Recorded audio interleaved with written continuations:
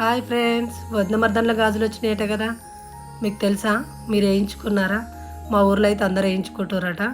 మా ఆడబిడ్డలు అయితే మాకు వేయించారు. ఇవి వదినకు ఆడబిడ్డలు వేయించాలట.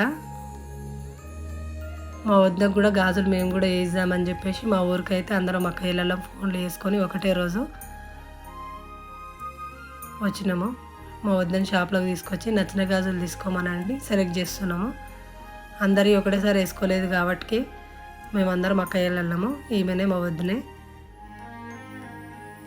అందుకోసము ఒకరి అయితే వేయించినాము చేతి నిండా. మిగతా వాళ్ళే మొత్తం శారీ మ్యాచింగ్ అయితే తీసుకోమని చెప్పినాము. ఫైనల్గా మా వద్దకి వేయించిన గాజులు ఇవి.